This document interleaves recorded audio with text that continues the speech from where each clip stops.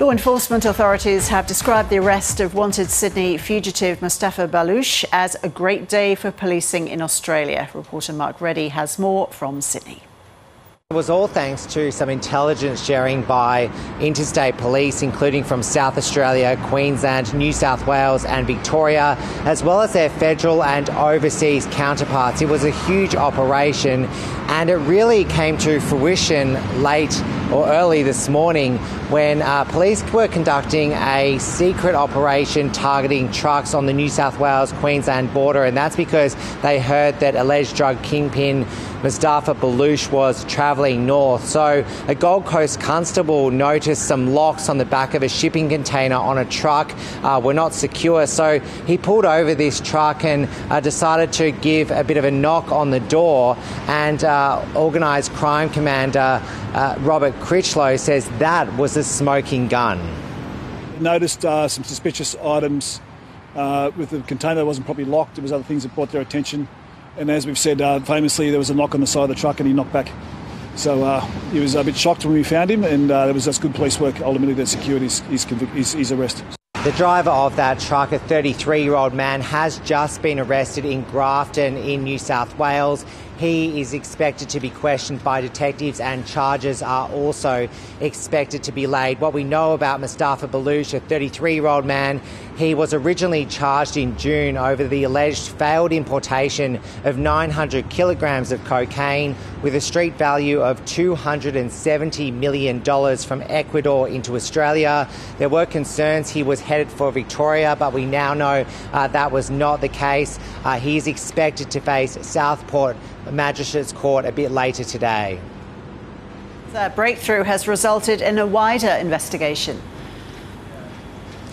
Yeah, so we heard from Australian Federal Police saying that back in June there was Operation Ironside, which uncovered Mr Balouche, and we know at the time there were hundreds of people arrested in Australia, more than 500 charges and over 3 tonnes of drugs seized as part of that operation. Now, Mr Balouche has been labelled quite high up in that organised crime network, that over 70% of criminals being targeted by AFP are overseas. So there was a real concern he would flee there. We know that just a few weeks ago there were 2 raids on 2 properties in Western Sydney, which resulted in 200 grams of cocaine being seized and hundreds of thousands of dollars in cash. Now, we now know from police that Mr Balouche was part of an alleged wider drug syndicate that they're now looking at. They have their eyes on his associates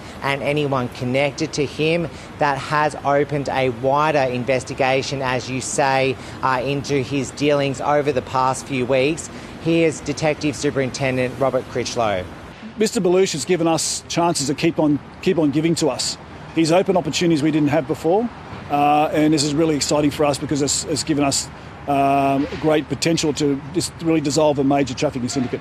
So we are expecting further arrests as this investigation continues to play out in the courts, but also police are expected to conduct more raids over the next few weeks. And Mark, what's been said about why he was out on bail in the first place? Yeah, so this has come up a few times over the last few weeks. The Police Minister, David Elliott, has been very strong, saying that anyone who is dealing in the proceeds of large quantities of drugs or even with firearms or serious charges like sex offences should not be granted bail. And he has been very strong on that, backed up by Shadow Police Minister Walt Secord. Now, we now know that Mr Balouche, 4 days after being granted bail by a Sydney court, cut off his electronic monitoring bracelet and fled his $4 million home in Bayview on Sydney's northern beaches. That home has now been seized by the Treasury and is part of the state. So that was actually to secure his release in the first place. Let's take a listen to what Mr Elliott had to say in terms of his message for magistrates going forward. magistrates need to put front of mind whether or not the community will be put at risk if somebody is released on bail. I'm not just angry from a policing point of view, because I've got to speak on behalf of the 17,000 police officers that spend all day, every day, putting briefs to courts to get bad people off the streets. But I think the community expectation of our judicial system is that bail is a privilege. So Mr Elliott insists he's not interfering in the judicial system, that he simply wants to put a microscope on it.